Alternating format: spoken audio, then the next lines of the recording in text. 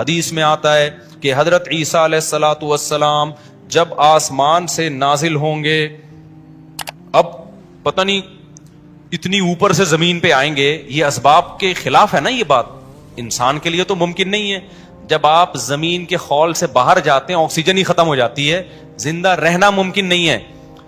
لیکن عیسیٰ علیہ السلام کو اللہ نے اپنی قدرت سے زندہ رکھا ہوا ہے. جب قرب قیامت میں دمشق میں عیسیٰ علیہ السلام آئیں گے تو حدیث میں آتا ہے کہ امام مہدی شام میں نماز کے لیے کھڑے ہوئے ہوں گے، عصر کی نماز کے لیے مصلی پہ. مینار ہے، اس پہ کون نازل ہوگا؟ حضرت عیسیٰ علیہ السلام. تو مینار سے پھر سیڑھیاں لگائی جائیں گی حضرت عیسیٰ کے اترنے کے لیے. اب کمال کی بات ہے، اللہ وہاں سے یہاں تک آ گئے، تھوڑا سا تو رہ گیا فاصلہ. چھوڑا یار، تم لوگ کی سمجھ میں نہیں آ رہا. ابے سوال پیدا ہوتا ہے کہ جب ادھر سے ادھر تک آ گئے تو تھوڑا سا تو رہ گیا ہے نا. اب یہاں سیڑھیاں کیوں لگائی جا رہی ہیں؟ بھائی دنیا کیا ہے؟ دارالاسباب ہے.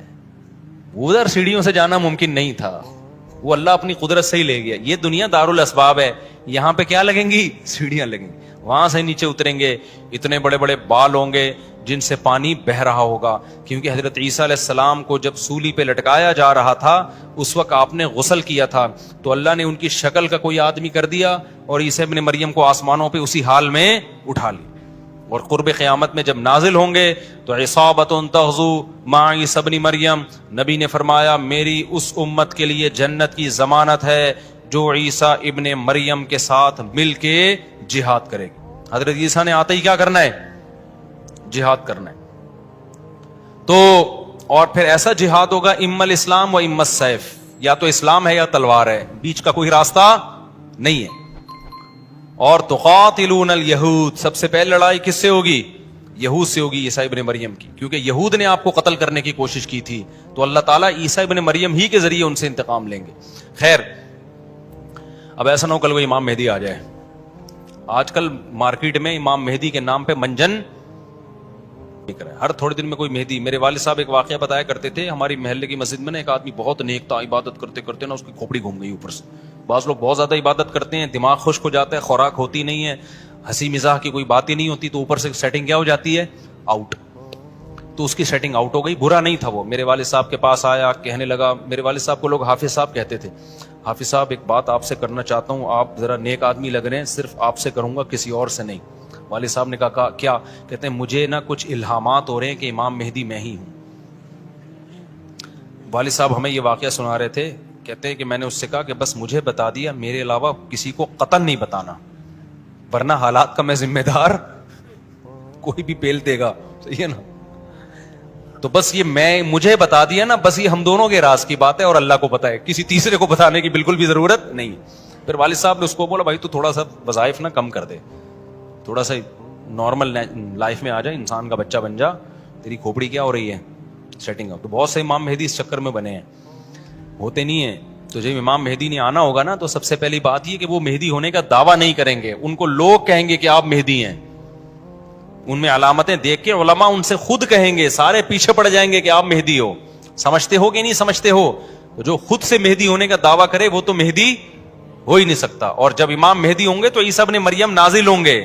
جس کے دور میں عیسیٰ نازل نہیں ہو رہے اس کا مطلب وہ مہدی ہے ہی نہیں. تو حدیث میں آتا ہے حضرت مہدی مصلی پہ کھڑے ہوں گے تو حضرت عیسیٰ علیہ السلام آئیں گے تو وہ حضرت مہدی ان کو مصلی پہ آگے کریں گے کہ آپ نماز پڑھائیں. لیکن حضرت عیسیٰ علیہ السلام کس کے حوالے کریں گے مصلی؟ کہ یہ نماز آپ ہی پڑھائیں گے.